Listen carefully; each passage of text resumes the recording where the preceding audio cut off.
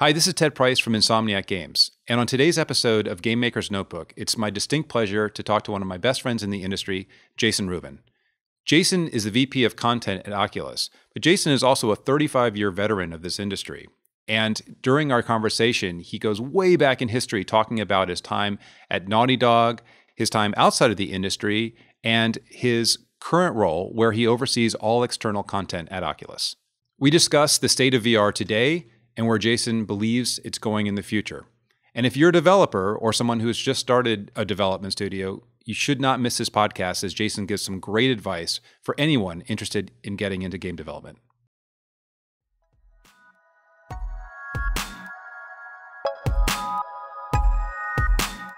Welcome to the Game Maker's Notebook, a podcast featuring a series of in-depth one-on-one conversations between game makers providing a thoughtful, intimate perspective on the business and craft of interactive entertainment. The Game Maker's Notebook is presented by the Academy of Interactive Arts and Sciences, a member-driven organization dedicated to the recognition and advancement of interactive entertainment.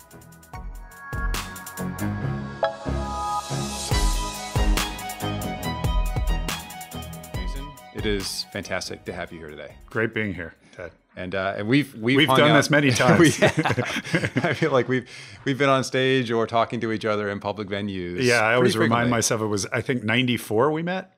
Yeah, that's right. So it's been a while, 24 years. Well, speaking of 94, one of my, I guess, fondest memories is walking past you and Andy Gavin as you were walking out of a small bungalow on the lot at Universal Studios back in 1994. That's right. That was, I think we were there for only a few months. Andy has the memory of the two of us. So, you know, he will fact check me on this show and find a lot of errors. But I think we were only there maybe 3 or 4 months. That was how we moved on to the lot. And you joined, I think, later on the back lot by about a year, but we had a couple places we moved around. It was an interesting time. Universal wanted to get into the video game business. They believed that video games were going to be really big, probably equal to film. So they started reaching out to developers, and you were one, we were one. And they basically gave us a backlot deal, which was the same deal that Steven Spielberg had, although I'm sure the terms were slightly different, which meant they gave you space, they gave you secretarial, they gave you faxes, desks, all of that kind of stuff, and a budget. And basically, you made a game for them in the same way that Steven Spielberg was making movies. And Crash and Spyro came out of that. So to be clear, it was a very successful program, even if it doesn't really exist today. It created hundreds of millions of dollars worth of revenue for Universal between the two of us, the two of our products. I don't remember anything major coming out that wasn't one of our two products. I know there were some others, but... there were, I think, a couple projects that either... didn't get finished, or came out and had less minimal sales. Yeah, minimal but sales. Between the two of us, we made significant number of hundreds of millions of dollars for like late 90s Universal. Right. Between our products. Well, what I recall though most when meeting you for the first time is that you told me about how you and Andy had created your first game. Well, the game that you were working with Universal had just worked with Universal on licensing in your dorm room at college, Way of the Warrior. Exactly. Well, Andy's dorm room, because I was not in college at the time. Okay. It was his grad school at MIT. And yeah, that was Way of the Warrior, which was, I think, our 4th title by that time. So Naughty Dog dates back to 85. So by the time you get to 94, we're 10 years into making games. None of them are terribly noteworthy, but we had been making games for a long time in college. We made a cartridge-based game for EA called Rings of Power that became a massive debacle when it came out because it sold out in 3 weeks, which is awesome. And we got a call from EA and they said, good news, you've sold out. That's great news. Bad news, we're not reprinting. Why aren't you printing more if you've sold out? Well, it's a cartridge. Cartridges are expensive. Your cartridge happens to be more than the others because it has more memory, and it has some sort of save system in it that required a battery and all this other stuff in the cartridge. Whereas this other game doesn't, that's also doing really well. So we're going to reprint the other one and print none of yours. And we're like, well, that's really uncool. What's the game? Madden. It was the first Madden. And how old were you guys at this time? 21. You're 21. Okay. 21. So that was it. We were like, this is it. We're out of the game industry. And I went off to start special effects business. Andy went to MIT Artificial Intelligence School. He's obviously the brain. I ended up getting a job doing the special effects for not only the Clinton inauguration, but also then for Wolf, which is a movie with Jack Nicholson and Michelle Pfeiffer, the transformation sequence, which I completely hacked together a system for doing what was called a moving morph at the time, which was kind of groundbreaking, but it was basically me just doing it the hard way. They had never seen anything like that, so they gave me the job. And then we got a call from Trip Hawkins, who had started 3DO and XEA, so we had worked with him in Rings of Power. He said, you guys have to get back in the game industry. I love you. We said, the hell we're going to get back in the game industry and have another cartridge sell out and not get reprinted. He's like, that's the rub. This is a CD system, and the CDs cost less than $2. So we're like, that's a business we could be in. And I quit the special effects industry. The transformation sequence for Wolf ended up sucking. You can go back and look at the movie because they had to race to find somebody to do the sequence. Moved to Boston, where Andy was at MIT, and made Way of the Warrior. And that was what Universal saw, really liked, wanted to get in the game business. That game, they didn't have none of us thought it was going to sell that well, and 3DO was kind of dead.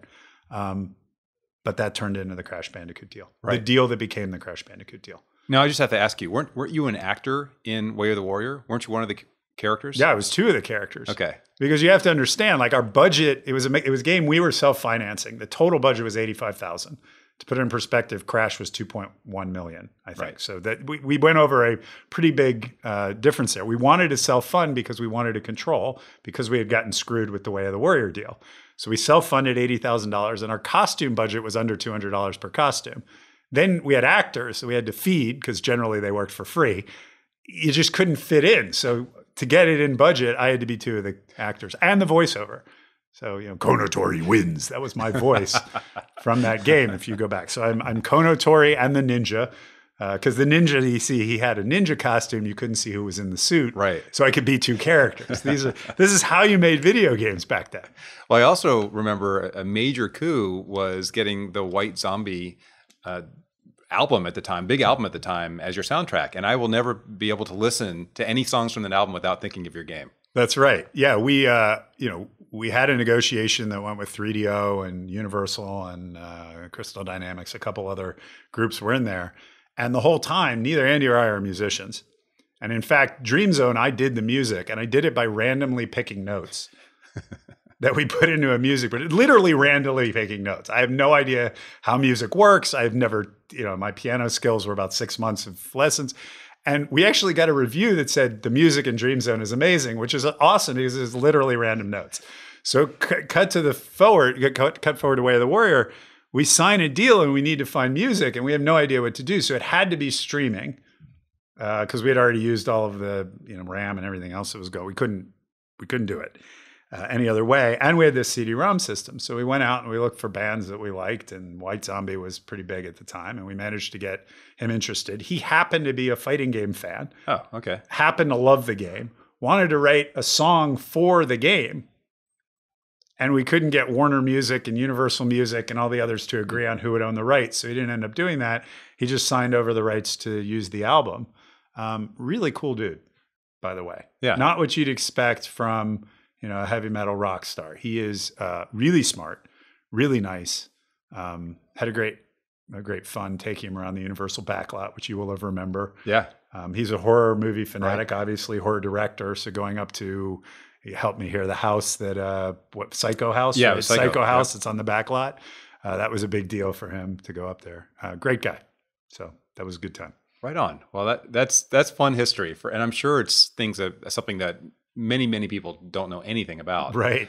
And those are back in the days where we all had to wear a lot of different hats. Absolutely. I'm sure you were doing the business deals, but you were also doing the art, right? And probably animation effects, sound, whatever. And Andy was programming. Yeah, absolutely. I mean, when Way of the Warrior started, Andy and I were the company. We were the whole company. And even when we finished Way of the Warrior, we didn't have any employees. We had contractors. For example, we rotoscoped all the characters because we took pictures of them with a camera that we fit in, again, Andy's dorm room in Boston. We actually, because of the focal length, I didn't know anything about cameras. So I had the wrong focal length on the camera. So we were out in the hallway to take the pictures, and all of these grad students would walk by, and there'd be people in ninja costumes and stuff. You can imagine what they were thinking. But then we would rotoscope it, and we were too broke to get a blue screen or a green screen. And the technology wasn't really there at that time anyway, and the resolution so we ended up just doing it in front of a tarp. And then we had hand cut it out in Photoshop. Just frame by frame. Frame by frame. Ouch. I mean, there weren't a lot of frames because Right. remember, this is 3DO. And we made the mistake of choosing really big characters instead of a lot of frames of animation. So it was kind of jerky. And then we would hand do the anti-aliasing by going in and saying, this pixel is 50%, this pixel is 25%. Remember, these characters could only fit in, I think, 64 colors or something. Yeah. So we had 4, it was a nightmare. But we outsourced the, the rotoscoping, and we ended up getting like the valedictorian of Harvard did work for us. And it was amazing the people we were surrounded with. One of the voices, I think his character Shaky Jake, was a guy who I forgot his name. Again, Andy's the brain and he remembers all these things, but he was like the foremost robotics expert at MIT. We had a valedictorian at Princeton, who's now a Stanford a physics professor at Stanford, was one of the characters. He was Gulab Jamun. We were surrounded by these incredibly smart people, but they all thought it was cool. And so they'd get in these ridiculous costumes and do it. So yeah, those were the good old days where you had to do everything, which I would imagine smaller indie devs, it's pretty much still the way it is. Yeah. Right? 1 or 2 people submitting an iPhone app. They've got to do it all. They've got to figure out the music. They figure out everything else. Well, that's a lot of the joy of development right there. Absolutely. Never-ending series of puzzles that you have to solve yourself in a lot of different fields. Yeah, and it is a compulsion, and it is also still my happy space. So I just came back from Africa, went with my wife, took a whole ton of photos. I sit down in Lightroom. I took 6,000 photos. I go through, reduce it to 600 I like, then I edit them, put them together in a book. And I'm not doing this because anyone's ever going to look at the book. I do it because me and work in a computer, and the achievement of finishing something, in this case a book, but back then it was whatever I was doing, is still my happy space. Yeah. That's still what makes me happy. And I think probably everyone listening to this podcast who's in the video game development world, they don't like a lot of the business side of it, or these are important things, but they don't like all that crap. What they like is that sense of achievement, one person against the computer creating. Yeah. And to this day, I look for ways of doing that because as a producer and now an executive at Oculus, I don't have the day-to-day interactions with the computer. Emails don't scratch that itch, obviously. Like I still love getting into Photoshop because that's me and the computer, right? Yeah. That's that moment. And probably everyone in this building at Insomniac has exactly that same relationship. Well, we're craftspeople. I mean, Yeah. that's why we got into this business, despite the fact that being a craftsperson in this industry takes a lot more than just focusing on craft. That's right. But I agree. That's the scratching that itch is so important. And figuring out the what you can't figure out. Yeah. Like how do you actually cram all this into RAM? How do you do whatever it is you need to do? Getting in a car, going down to Chinatown in Boston with Andy, going to the cheap Chinese tchotchke stores, if you will, and buying for under $150 a costume that ended up being in a video game that sold to tens of thousands, hundreds of thousands of people. That was the joy. Yeah. Right. And that stuff is in every costume store everywhere in the planet, but most people don't put that into some cohesive thing that people like. That is the joy of game making. Well, you continued that, right? I mean, going on to Naughty Dog, when you began to grow the company as you were creating Crash Bandicoot, how long were you able to keep your fingers in the creative process? Till the end. Till the end. Naughty Dog. I left after Jak 3, Mm-hmm. and I did some part, not all of it, of the particles for Jak 3. So if you play Jak 3 and you're looking at particles, you're looking at my work, although there was another gentleman there that was also doing particle work. Jak 1, I did all the particles. And basically, here's how the progression went. I was the artist, Andy was the programmer. We did everything together, even the music when we had to, but thankfully we got Rob Zombie at least for Way the Warrior, and for Crash we got Mutata Musica, and Josh Mansell was working there. He did a fantastic explain job. Mutata Musica, because to me that's another Right. one of those really cool connections. Right. Yes, I will. So let me finish the first slide. So I went from doing half the work with Andy to as soon as we started working on Crash Bandicoot, the question was, how can I find people better at some segment of what work needs to be done than I am? And Bob Raffi was better than I was as an artist. Taylor Kurosaki was better. Charlotte was a better texture artist. So I slowly hired my way out of the business until Jak 3, where I was still doing some of the particle work, but we had hired a particle person. And why particles? It was the last thing we had hired for, and we had run out of budget for headcount from Sony. So somebody had to do the particles. So I figured out how to do it and did it. The person we hired after me was better than me. So Musica Mutato. Went looking for somebody to do the music for Crash. Mutato Musica is run by Mark Mothersbaugh, who was in Devo. He's still doing incredible soundtracks. Like you can Google him in IMDb. Every third or fifth movie I see, he's doing the music for it. He put his touch on the Crash Bandicoot music, but I think a lot of the work was done by Josh Mansell, who was also at Musica Mutato and was like our key musician. And Josh did an amazing job. He came from film, television, another world. And we kind of talked to him about how interactive music is different and how, it would be cut off in the middle and things like that. And created the music of Crash that I think still stands the test of time. Yeah, it does. I remember hearing that you were working with Mark Mothersbaugh originally and going, God, that is so cool. How do you hook up with these amazing traditional musicians and get them invested in video games? But it was, I think it's easy to forget that there are a lot of mainstream musicians who have come over to video games. We worked with Stuart Copeland on Spyro, for example, which was another one of those kind of cool meeting of the industries. Yep.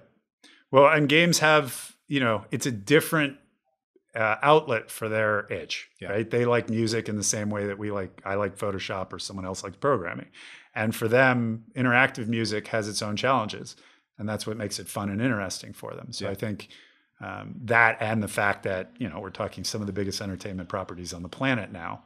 If you're writing Call of Duty's music or Grand Theft Auto's music, you're going to have as many viewers as have movies, and they spend a huge amount of time with the music as well. It doesn't pass in one scene; it comes back over and over and over again. Right. So, I think it's artistically, financially, and in terms of popularity, it's all become a massive business for musicians. Yeah, I agree.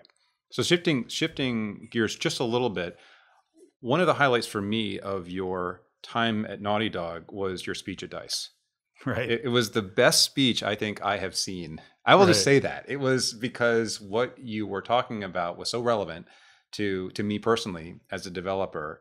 And it was such a topical commentary on the industry and how our business worked.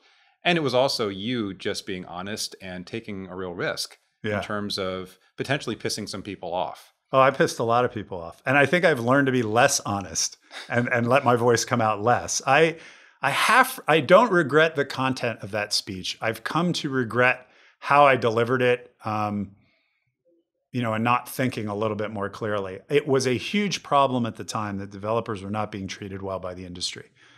To give you an idea, at the time, I was on the Game Developer Advisory Board for GDC, and EA was not allowing developers who were speaking at GDC to put their name on their slides. So you could be introduced as Jason Rubin, co-president or whatever my title was, Naughty Dog, next to, Jane Smith, artist, EA. I'm sorry, no Jane Smith, just artist EA. Yeah. No name. Sorry about that. So my name next to somebody from EA whose name was not up there because they wanted EA to be the brand and not the artist. Now, all of this changed many, many years ago. I think John Riccatello was very good to developers in many ways, and I think EA has become a very different place. So I don't mean to cut on EA. It was just an example of the time. And as a GDC advisory board member, we would go out and try to find interesting people to speak, and then the publishers would say, no, we're not going to allow them to speak, which is a very weird thing for a publisher to say. Imagine Hollywood saying, Steven Spielberg cannot speak at any event because we own Steven Spielberg, was the implication. And these things were dangerous. And I felt that as artists, we were being pushed into a role of being cogs in a wheel, and not for good reason. And also not in a way that benefited the products, because ultimately people have a right to know who built the product. An Insomniac product has a certain quality because you and the artists and programmers and other talent that work at this studio have an ability, a certain ability. And it pays to know who the director is. Like, we go see J.J. Abrams films because we know what we're going to get. So to hide all that behind a Universal picture, a Sony picture, a Time Warner picture doesn't make any sense in film, and it didn't make any sense in games. But that's where we were headed. And famously, Activision at the time was talking about box product. That's what they considered everything. It's a product in a box, like a cereal. You don't know who made your Cocoa Krispies. You don't need to know who made your Call of Duty. And it rubbed me in the wrong way, not just because of me personally, but I believe in the artistry of this industry. I believe in developers, et cetera, et cetera. Now, the way I delivered the speech, which was available on YouTube, was a little over the top. I made the point a little strongly. I probably offended some people in the marketing and PR businesses, which it was not my intention. There was a lot going on.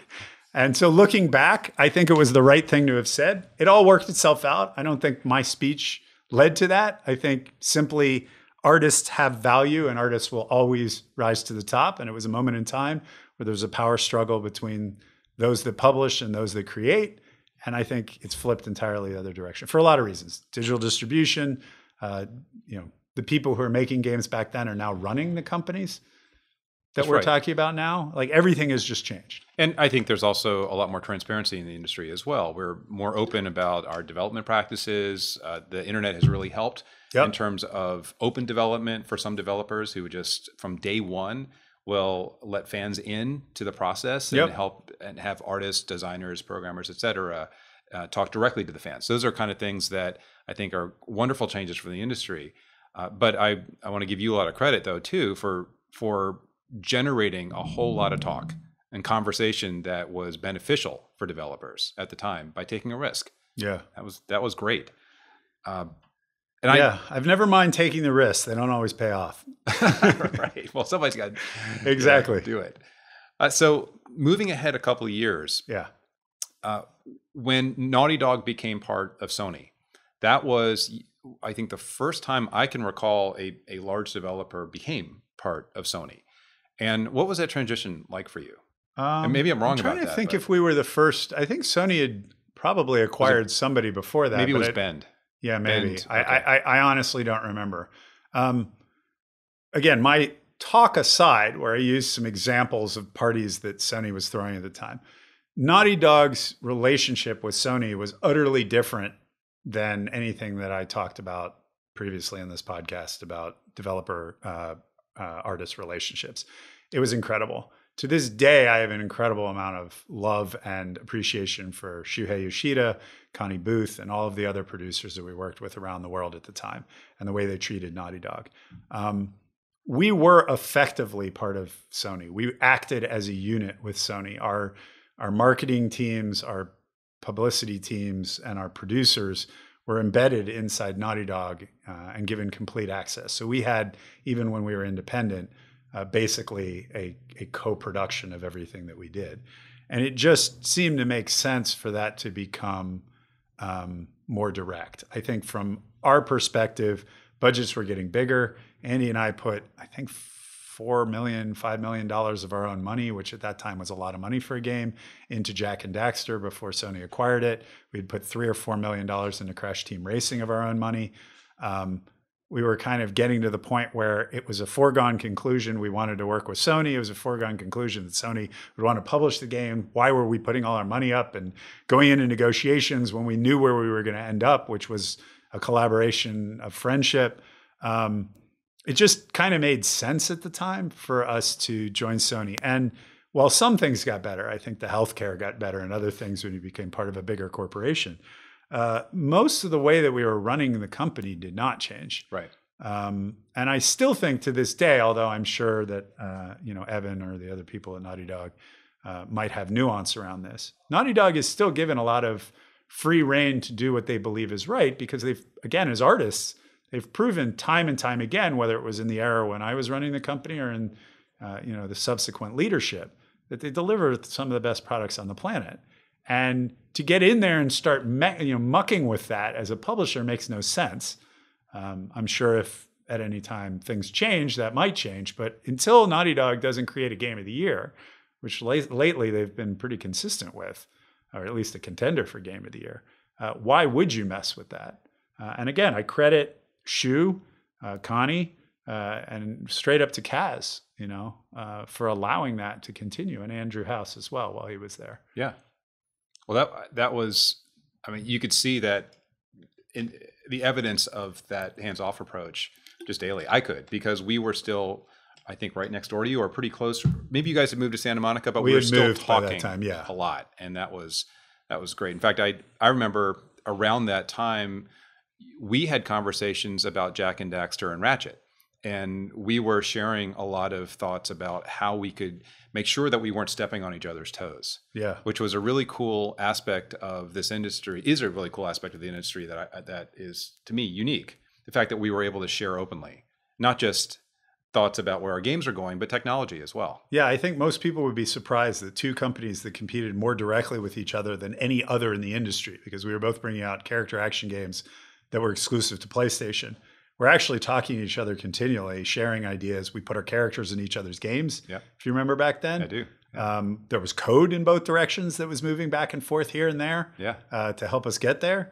I still wonder why we always came out at Christmas together instead of spreading that away, spreading that out a little. But well, I think there was certainly no hostility. It was all love between the companies. There was, and we would go to each other's parties. And I mean, and you and I have remained great friends over the years too. And I'm sure there are many other friendships between Naughty Dogs and Insomniacs that have stayed strong. Yeah, we put both teams on a plane at one point, I remember, and flew up, like we chartered a plane, right? Flew up to San Francisco for the launch of one of the PlayStations. I don't remember which one it was announced. I don't remember what the event was, but we literally put our two teams on a plane together and flew up. That was a night. That was a crazy night. Yeah, because there was alcohol served in the plane too. Maybe, or maybe we had. Well, I think we brought alcohol on the plane. You don't want to put 100 nerds on a plane together. It's we survived though. We did. Yeah, no one died.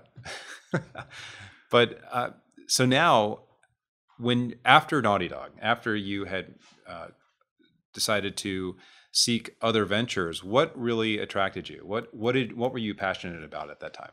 Yeah, well, first, the reason I left Naughty Dog was I had basically done nothing else. I mean, again, remember I said earlier, I started in 85. So, come 99, 2000, the transaction where we sold to Sony, and then 2004, I had finished the 3 projects that I had agreed to complete as part of the transaction. I hadn't really had any time out of the office.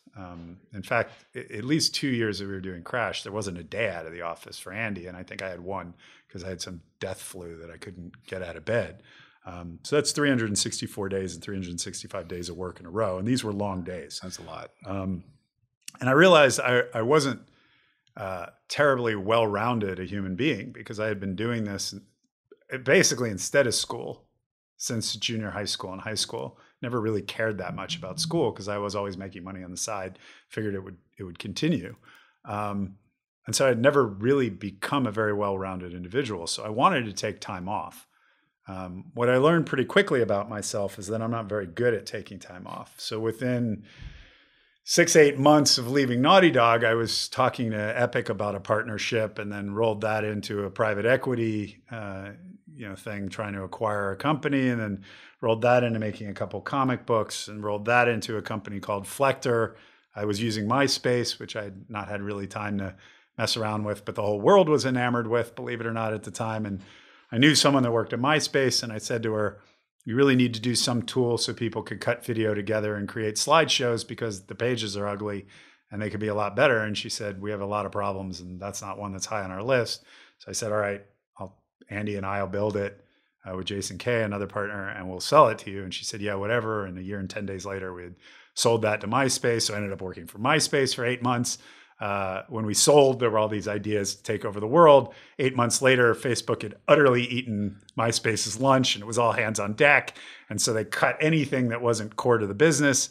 So I was back out in the unemployment world, enjoyed that, did another comic book, and then ended up with another private equity company trying to make another major acquisition. I would have become head of studios for one of the large publishers that still exists. That didn't quite go through, but in the process, we had looked at THQ. We thought THQ was in a lot of trouble financially. Watched that play out, but then also watched them clean up a lot of the money they were spending stupidly. And they were left with some really good studios and a pretty core business and damn near bankruptcy. And I was working with private equity companies, and they said, well, we should go in and we should talk to we should talk to the THQ and see if they're interested in an equity investment and we could turn this business around. Not that they've done all the hard work of paring down. I don't mean to underplay the pain that they went through to get there, because there may be somebody listening that lost their job in the quote unquote cleanup. But from a business standpoint, they were kind of in a better position. So we went in and Brian Farrell said, "Oh, hell no. We're coming out with U-Draw this holiday season. It's going to be the best year THQ's ever had. You watch." U-Draw came out. We went back in because now they were clearly headed to bankruptcy.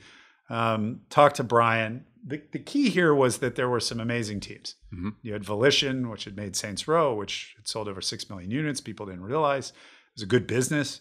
A lot of other teams we were working with. Crytek, Vigil, which now is Gunfire Games, Dave Adams' team, Relic. There were a lot of good teams there. A lot of good teams, and I'm probably missing a few, but those were some of the core teams. And so the idea was go in, refinance it, turn it around, get rid of all the bad debt. To explain this in a non-business way for a podcast, the plane was headed at the ground. We knew how much fuel it had. We knew the angle of ascent. We were taking over the controls, pulling back hard on the stick, getting a little extra fuel. We're going to try to scrape the wheels off the ground, because that's how close we had to come to get rid of the debt, jettison everything out the back of the plane that we didn't want, and then take off again with some great developer talent and a core business that was in a healthy space. Walked in the door and within 2 weeks realized there was less fuel in the tank than they were saying. It was headed to the ground faster than they were saying, and we were only partially in control of the controls. So we were auguring in. So within 2 weeks, it went, a few weeks, it went from, hey, we're going to turn this thing around, to how do we save the developers that are in the business? And how do we save the business best? How do we turn this around? And that was a painful process that could have turned itself around in bankruptcy. And it's very complicated. We were close, but not quite close enough.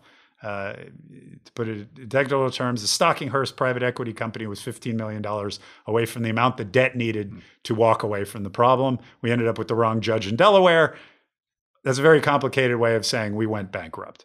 And in that process, I met a lot of incredible people.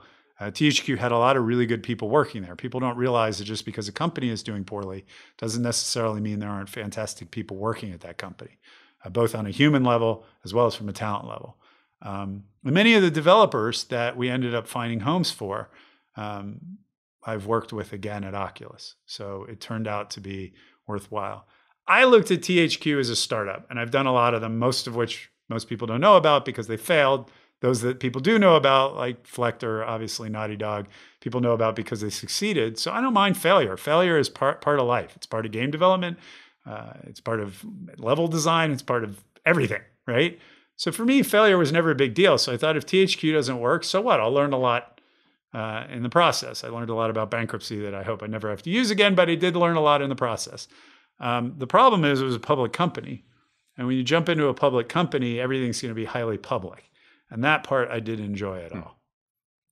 Were you doing a lot of calls with shareholders and having to just calm people down or help them see your perspective about saving the talent and making sure that you could continue to help our industry? Yeah. So initially it started that way. But in the long run, when you see that you're going to bankruptcy, a lot of interesting things happen to businesses. And for example, the minute you know you're headed to bankruptcy, you no longer have an obligation to the shareholders. You have an obligation to the debt holders who, they're in a better position because they get their money back out of the sales of the computers, desks, IP, and everything else, whereas the shareholders only have a part of the business if the debt holders are getting paid their debt. So shareholder communication ended when we knew we were going bankrupt, and we became much more in communication with the debt holders. It sounds like debt holders are the people that made the loans to the company, and technically that's partially right, but debt is traded. So in general, we weren't dealing with the people who had loaned the company money. We were dealing with people who had bought the loans from the people who had loaned the company money for 10 cents on the dollar that were trying to get 20 cents or 50 cents on the dollar. And those are complicated conversations. Yep. One thing I will say about bankruptcy is it brings out the worst in humanity. A lot of bottom feeders come around to pick at the pieces of a company that's headed through a bad time. So it is not something that I feel as much pride in having gotten through as I do the pride of creation and the pride of development, and what I'm doing now at Oculus, for example. It was a rough time. Yeah. Let's talk about what you're doing now. Yeah. I mean, what led you to Oculus? Right. So THQ wound up, and I happened to have a pregnant wife at the time. So I decided yet again to take some time off. Had my daughter, who's now 5 years old. While I was, playing around with her, I got calls from friends that said, "Hey, you really have to take a look at this Oculus thing. It's going to be amazing. It's going to change the world of gaming forever," which you hear every few years, so you doubt it completely. And I went down to meet with Brendan in Irvine, where Oculus was. This was December or January of 13 or 14, so right at the start of 2014, to put it in perspective. And my daughter had been born in July, so she would have been like 6 months old. And, put on the headset in what they called the room, and it was amazing. And I do believe that it is the future of gaming. Not the only future of gaming. I still think 2D, what we call pancake games, but I think the better word for it is 2D or flat screen games, are going to be a big part of VR's future. You'll be playing on a TV of any size, and when somebody throws an axe at you, it can come out the TV, fly by your ear, the 3D sound and everything else. The stereo of having two real eyes with two separate screens and everything makes the ability, for 3D to really feel like 3D, not the fakish 3D we get out of 3D movies. Leaning your head left and right would allow you to actually look around things. I think it's just the future of games in general. It's going to take a while, but I've believed that since the day that I put on the headset. Well, I just going back to the first thing you said about the room, I remember being with you at E3 where you said, "Hey, come on over. I want you to check something out." And I checked out Toybox, I think it was. Yeah. It was the interactive demo where you are playing with somebody who is also wearing a headset in another room, and you're handing objects back and forth, you're tossing things around. That was that same light bulb moment for me where I thought, wow, I'm doing this I'm interacting with somebody in a way I've never considered would be possible in games. And that was still to me. Right. And that probably would have been this farther along in our conversation. The first demo you probably got was because we didn't have touch controllers when we first started talking, because the first two games that Insomniac didn't use touch controllers because we weren't ready for them. So you probably were looking at Dream Deck and the other things that we did as early demos. There are two fundamental demos that have made me believe in VR. The first one was the fear of height, which we show in Dream Deck in this building where you can stand out on the edge and look down, and watching people incapable of stepping off the edge of the building in a virtual world, even though you can hold their hand, you can tell them reassuringly you're in the room, you can have them look under their headset to look at the floor so that they know that they're actually in that room, put them back in the headset. 99% of people can't walk off. Their brain just won't let them do it. And they won't take the odds. And no other medium confuses your brain to the point where your brain really believes like that. No television, no radio, nothing, audio, video, nothing has gotten to that point. And the second thing, which I think is even more compelling, is Toybox.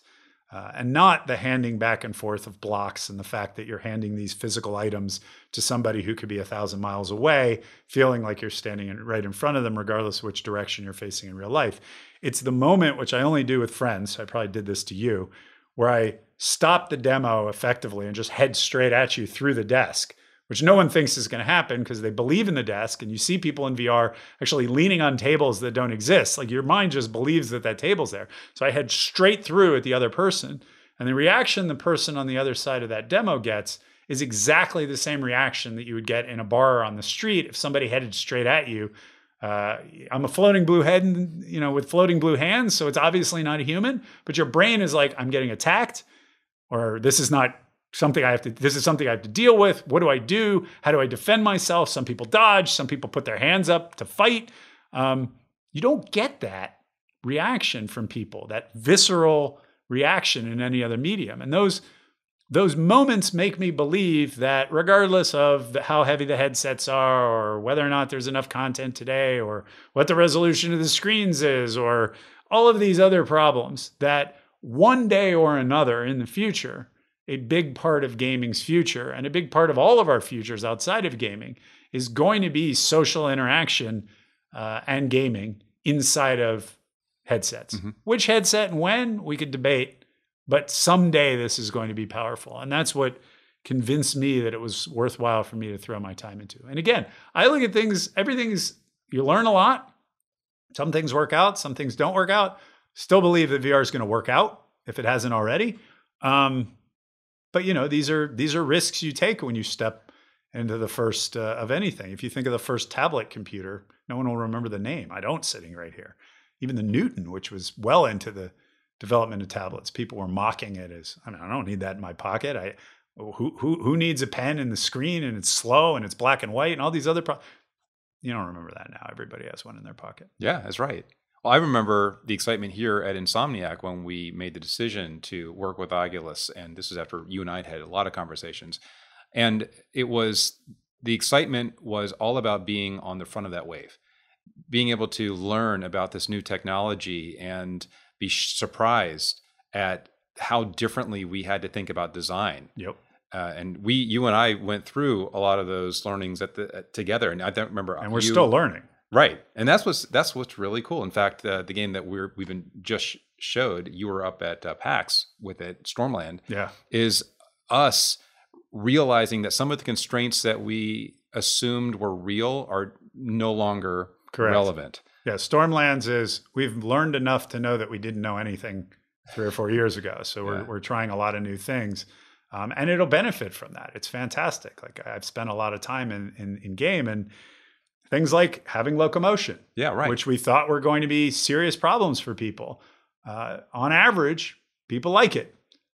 There's a lot of work we can do in the technical side on the headset to improve, motion sickness or headset discomfort. But games really require movement. People like that. Yeah, on average. Well, it's pretty impressive that just using that as an example, how quickly design has evolved in VR. And I think that if I look back to other technologies that have emerged in video games, I don't know if we've seen a curve as steep as this. And I think you have to be a VR aficionado to truly appreciate it, because it means you have to play a lot of games and see what other developers are doing. But it is changing and evolving quickly, and that's super cool. Yep. And I think you're right. The world doesn't realize how fast things are moving, both from a hardware level as well as the software that game makers are making. And we're also in a world where everyone expects things to happen overnight. Yeah. Right. So they're like, well, it's been a few years. It's now probably 2.5 years since Rift came out, and we're not at 100 million units. So obviously it's failed. And that's just not the way that things go normally. It kind of went that way with smartphones. But remember, you needed a phone in your pocket. You were already there with the flip phones, which took forever to get from the bricks with the spiral cord that we used to carry around briefcases, or they were in cars because they were so heavy. It took a long time to go from that, where very few people had it, to the point where it was at the flip phone. And it took then a lot less time for it to go from flip phone to smartphone. But it had this standard utility you needed. You needed your address book. You needed your contacts. You wanted a calendar. You needed you wanted the internet. All of those things drove smartphone sales, and then games tacked on top of it because, hey, there were tens of millions of these things out there. Some developers said, I'm going to give this thing a shot. There's an audience. VR isn't like that. Like, there's no fundamental utility that we come in with, like the phone, that we can just say, great, now there are millions and millions of people with it. Developers will figure it out. Having said that, the underlying code is moving really quick, and developers are, it's frustrating often that your title is outdated by the time it comes out because somebody's figured out something to replace it. And I'm sure, Insomniac would know that better than any other, because you've been putting out a sequence of titles, each of which you're like, shit, if only we had known what to do. I'm not sure I'm not allowed to say that word, but there it is. Yeah, no, it's fine. It is true. And but what's even more fun is that we've realized that there really aren't any boundaries.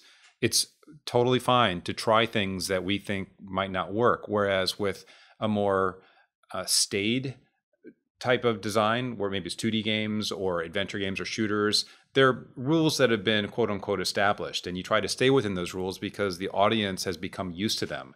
Yep. With the VR audience, I think the idea is they're going in saying, hey, try it, show me, show me something really cool. And that as a developer, that goes back to the creative itch that you were talking about at the very beginning. And the VR consumer is great because they do want to try everything. Yeah. Right. They're very vocal, and they will definitely tell you their opinion. But from the data, we see that they're trying a lot of things and they're really interested in it. And without the consumer telling us their opinion, we wouldn't be moving as fast as we are. Yeah, we get strong feedback from the community that is often painful. You know, a developer's brought out a title and they get very strong feedback from the community that hits them in the pocket. But at the same time, pocket aside, that's how we learn. Yeah. Right. We're striving to create interesting games for the consumer. And if we don't hear from them, it takes a lot longer to figure that out. I think the game industry moves slow. Back when we were doing cartridges and CDs and you got no feedback whatsoever, you know, we weren't learning. Yeah. Well, Oculus as a company seems to be very open to evolving and to taking that input and then also sharing it with all the developers. And that to me is really refreshing. And so from your perspective as somebody who is helping run Oculus, what are the things that you do that foster that culture? We try to share as much as we can, to be sure. It doesn't make sense to be competitive with knowledge yet because the industry is still building itself. And there is always going to be time for anybody who started earlier to reap the benefit of the knowledge that they've built. So from our standpoint, encouraging developers the developers we're working with don't need a lot of encouragement to share information and share technologies has been really helpful. And it's helping the entire industry. Yeah. You know, it's helping other platforms where they're building games that have no benefit for Oculus at all. But we do want to keep that information out there. I think you've been really consistent about that too. I think you've been very vocal about the importance of sharing with competitors. Just like you, Naughty Dog and Insomniac used to share. You're doing this as well for the VR industry. And I do think that rising tide is floating all boats. Yeah, absolutely. And, you know, sometimes we will pay to get a developer interested in building something for VR because otherwise it doesn't make financial sense for them to do it. Developers have to pay bills. They have families. They have, you know, employees that have to eat and everything. And sometimes those titles will be strictly for our platform. And what we found is quite often, if the idea behind that is successful, somebody will make a version of it for other platforms and or take the best ideas and roll it into something different, but using the best ideas. And that's good for everybody. Yeah. And you never get credit for that. But that is what's driving the business forward right now. And I think, again, I've said this many times, Sony is also doing some of that. They were very good with Naughty Dog. They always let us speak at GDC and all the other things back in the day. Sony is being good at investing in the business. We want everybody in the business to be doing that. It's uneven right now, but it's still, we're convicted it's the right thing to do. That's right. So we talk a lot about games, but one thing that I personally don't have a lot of insight into is how VR is moving outside of games. What are some things that have surprised you about other VR applications? Yeah, well, in the long run, we think VR is going to be a very broadly adopted, call it the next computing platform or whatever you will. There will be a lot of people doing work on it, for example, with endless screens in front of you if you're a programmer, or virtually sharing whiteboards and other things with people. It has a future there. Architects are already using it. There's a bunch of architects I know. I just am building a home that hopefully is done in the next month or so. Were I to build that home now, as opposed to the 4 or 5 years ago when I started designing it, it would be designed in VR. I would be able to walk through it, so to speak, in VR. Medical is going off the hook.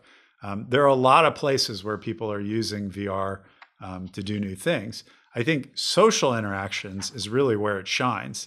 And if you look at the usage numbers, there are things out there like Rec Room, VR Chat, titles like that, where they have game-ish things in them, but they're not what one would call games. One would call them a social application before gaming. And the time spent and the retention in those titles is extremely high.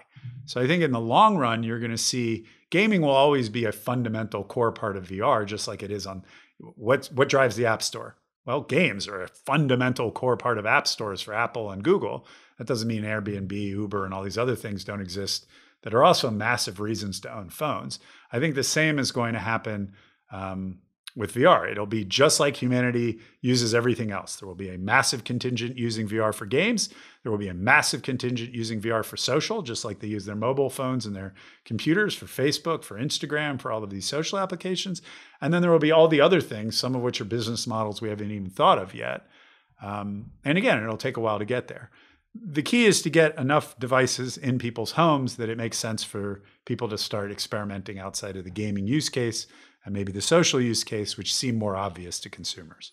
Do you have some personal opinions about what the magic improvements are for that?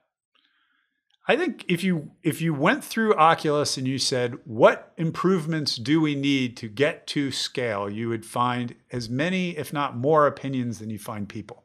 Because there are so many places that we could push VR forward. There are those that believe price is number one. And to be clear, we have shown that going from $699 to $399 is a massive change in adoption and the way that people think about the VR purchase. So there is no question that price is a big deal. But as you drop price, something has to be given up, right? At some point. Technology will slowly but surely allow the same things to cost less. But if you want to add things, for example, varifocal lenses, which are an amazing idea that is sometime in VR's future, we've already shown that on stage. Or if you want to show, or if you want to have higher resolution screens, or whatever it is that you want to do, these things cost money. They add parts. They add more complex parts, even if they don't change the parts. And so there's a competition there. So there are people that believe price is number one, and there are people that believe, that the parts and ergonomics, how heavy it is, how it fits on your face, the resolution, and those things are more important. And then there's the third camp, which is just we need the magic piece of software. And I'm partial to the third camp because of my background, that one day we will find a piece of software that the VR person that's saying, you really should try this, and people go, why? And they say, well, because of this. And they're like, yeah, that sounds interesting. I'll wait until it gets cheaper and the ergonomics get better. Someday a piece of software will come out and people will say, you need to try this. And there will be like, yeah, I got to get in on it because everybody else is using it.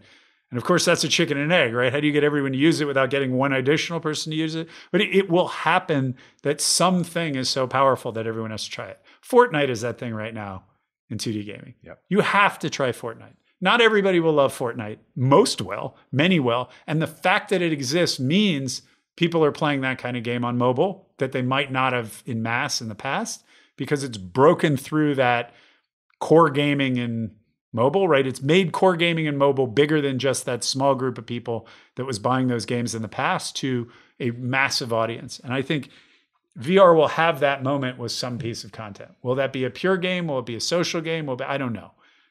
We'll find out when we get there. Got it. What do you think of that? I mean, I'm as interested in developers' viewpoints and what it takes to get VR to the next step as I am my own, because I'm in the bubble of Oculus. So as somebody who uses VR frequently, because I'm reviewing our games and giving feedback on them, form factor for me is huge. Yep. And form factor, in addition to portability, is huge. And I look back at the Game Gear, right? Yeah. Gear VR, sorry. And Gear VR, yeah. No, Gear VR had the form factor-ish, it had the portability, but it didn't have the performance. And so right. I would expect that if I'm going to put something on my head, it needs to be light, it needs to be really easy to put in my, whatever it is, knapsack.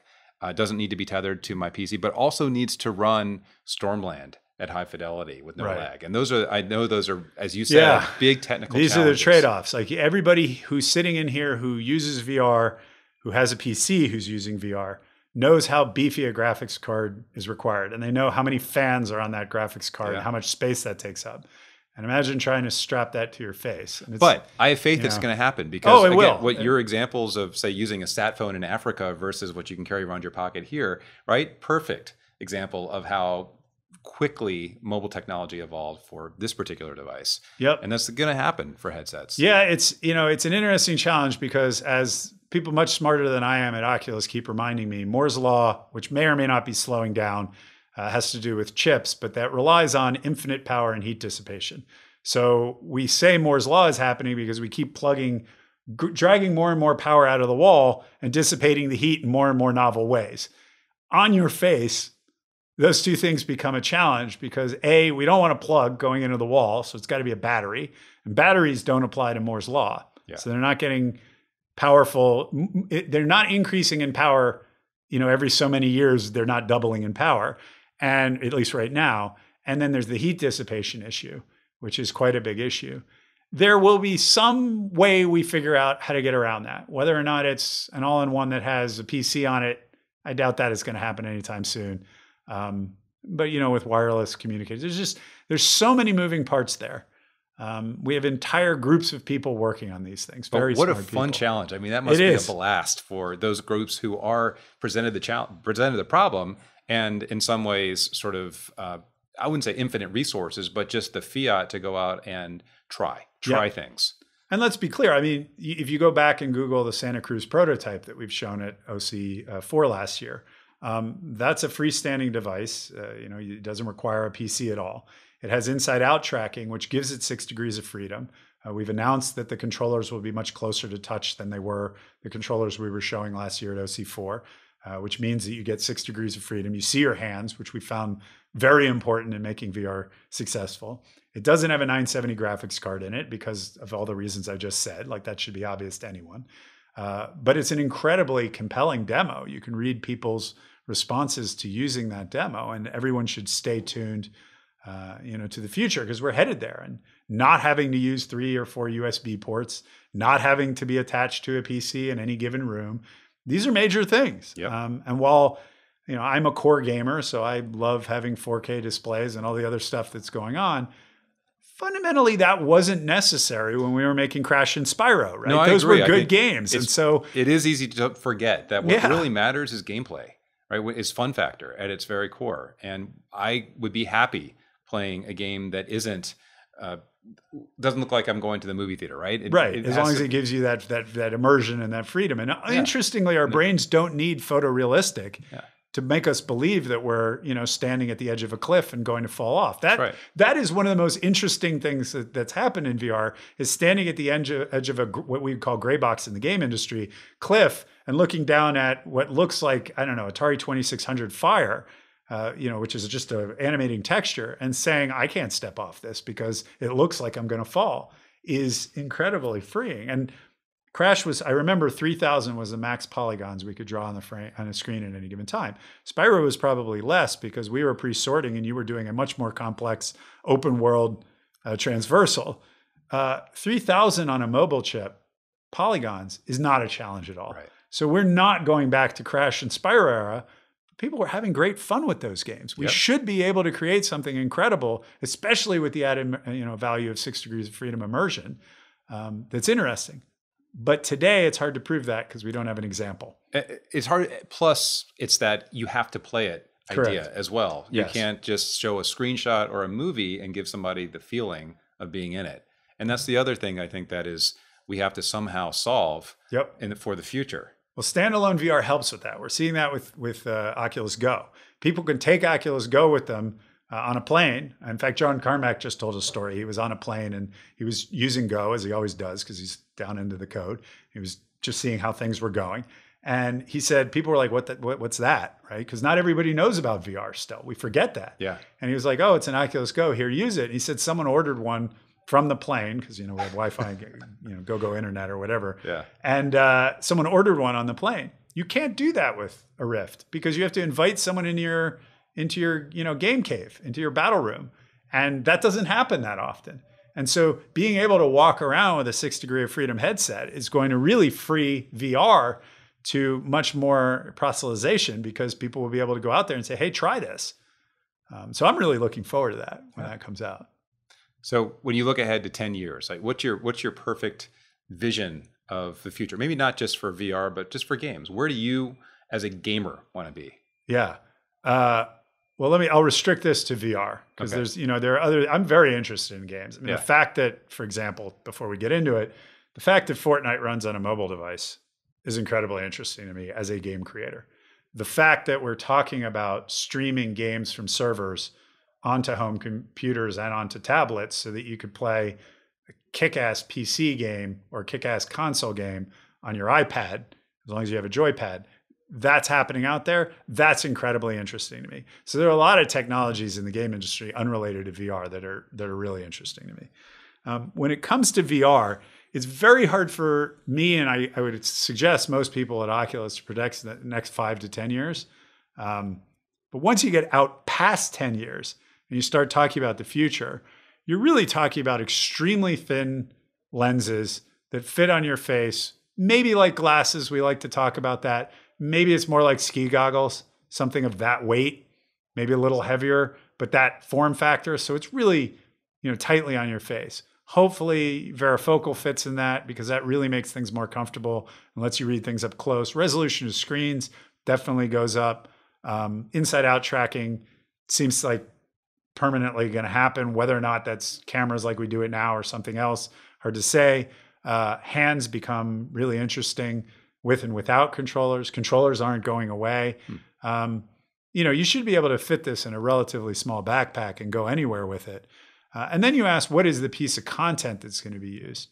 And I would love to see some alternate world where I could be myself or be not myself, the self I want to be, and interact with tons of people and just kind of have fun, right? And maybe that fun is I want to go into an arena where I take kill or be killed, first person shooting really, is really interesting.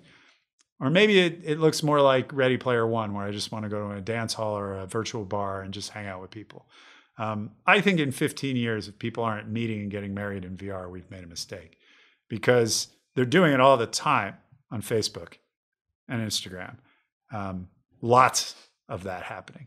And if as a social company, we can't get to the point where we're not making that magic happen, connecting people in such a way that some of them are finding the loves of their lives, what are we doing? I think we definitely get there. Yeah.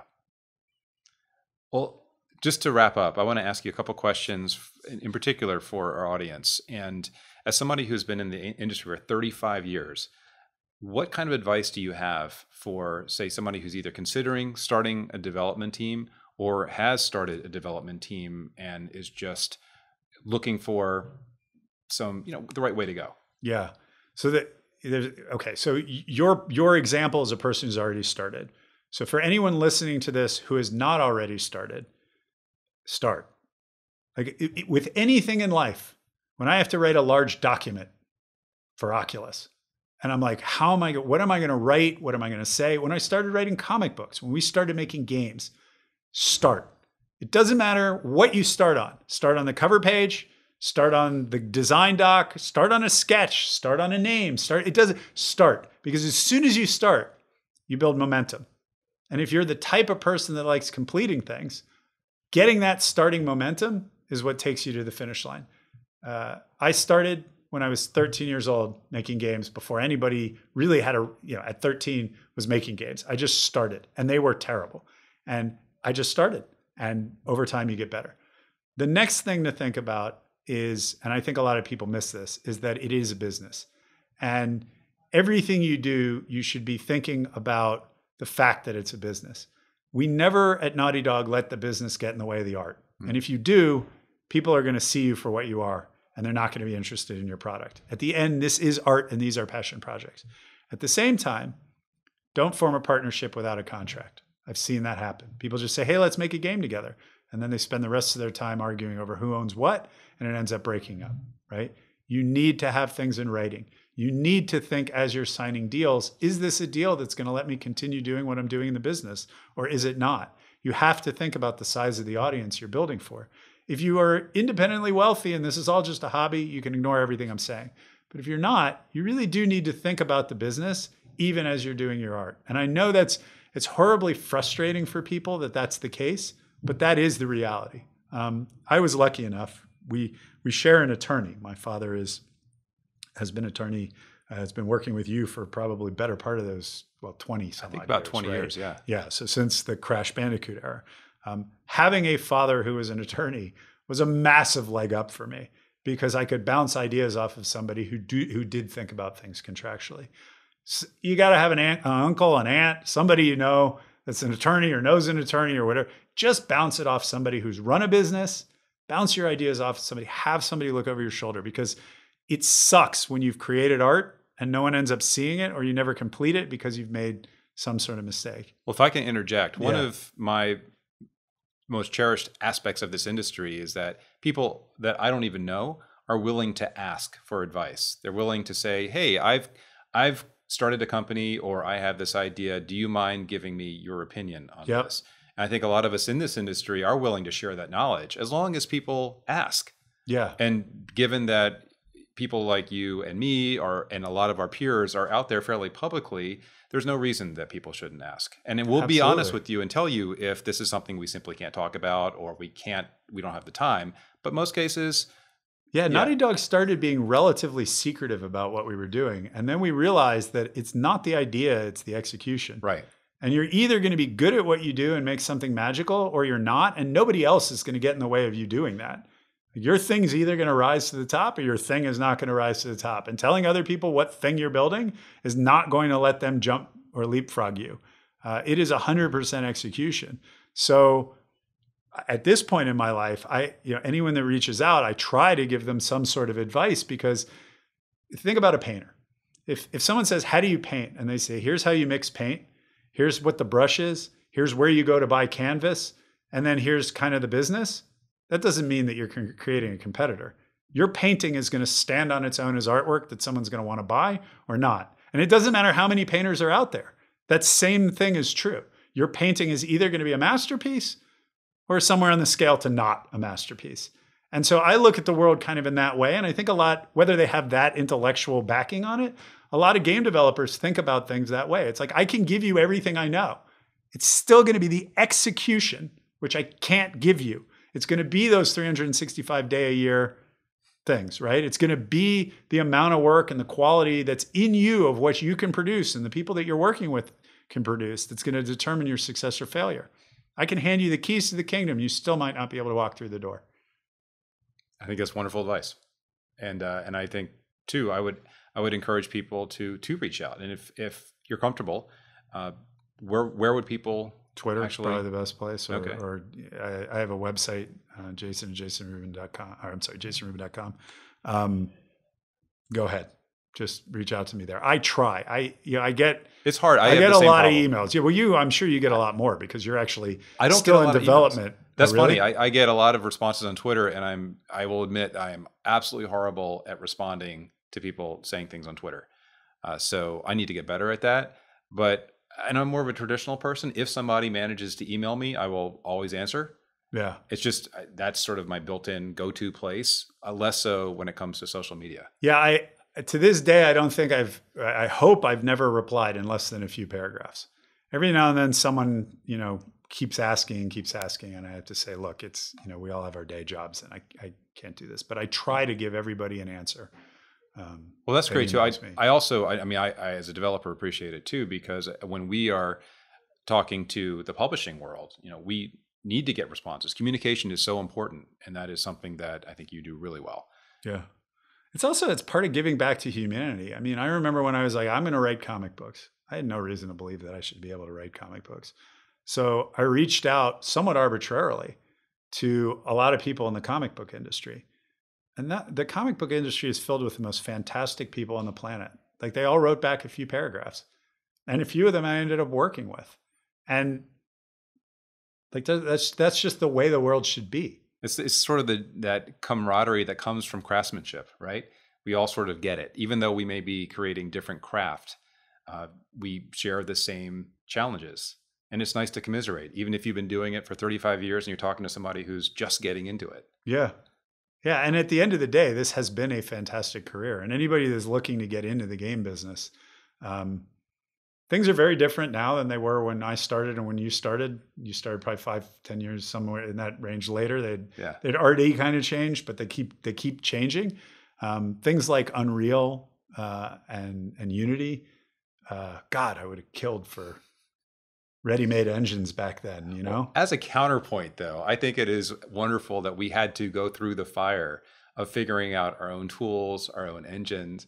And I look at what happens at Insomniac, and a lot of people really take a lot of pride in having proprietary technology. But on the other hand, today, to get started, if you're young and you're trying to teach yourself, having that kind of information and the tools out there to be able to do something on it. And if you at the end of the day, if you do really jump into the business hall, you probably end up rewriting a lot of it and modifying it and whatever. But it's a great starting place. Like we really didn't have starting tools back then, and you had to learn everything. And there wasn't the internet, so you couldn't. That to me was the biggest problem. There were no problem. books. You couldn't find when you had questions. There were no answers. You had to figure it out. You had to just basically try something, fail, try, and then eventually you get it. Yeah, that was most of what you did. There was one answer, actually, that Andy will laugh when I say this. We used to call it the Gondoff. No matter where you were in the country, there was some sort of computer meetup, right? Remember, no internet, no whatever. So you had to find out about this stuff by going to a computer store and looking at a TAC board, and there'd be some computer meetup. And when you went to the computer meetup, you knew who had the answers because they looked like Gandalf. They had these long gray beards and they walked the arena and people would follow them, asking them gems. I have a line of code that does not work. How do I get this to work? And the Gandalf would, put his hand through his beard and he would tell you the spell and you'd go home to the magic of it. I went to a ton of those things with Andy and we found the Gandalf. And they competed on who had the best beard, but they all looked like Gandalf back then. Thank God the Gandalf period is over and you can find it online and but that was all we had. There were very few books. You could get a game magazine that it would give you the code to type it in, but then you had to figure somebody else's code out. Yeah. And to this day, figuring somebody else's code out is not easy, especially because to save space, they wouldn't give you the comments. You didn't get the comments, right? So one line wrong, there were the compilers would just say error. So you had to go through every single line to look for where it's so much better today. And that's why I say you should just start if you're thinking about starting. And if you're already started and you say, okay, I'm started and I get the business thing, what should I do next? The answer is produce. Put something terrible. I'm not going to use that word again. Put something terrible on the shelf or in this app store and learn from it because you will learn from it. And then put something else out and then put something else out. Another thing I see people who are starting out in the industry do that's wrong is they hold what they're working on and they never put it out. And that's a mistake. I think that happens within developers as well. When you're working on projects that are, say, in prototype mode, nobody wants to show it until it's perfect. And that's when things start to go off the rails. It's good to have deadlines and it's good to have feedback. Those two things are very good for game development. So painful, but good. Yeah. Yeah. That's great. Thank you, Jason. Of course.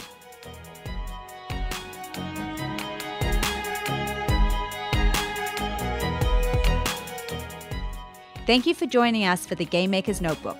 For more information on the Academy of Interactive Arts and Sciences, our podcasts, and our other initiatives, please visit www.interactive.org.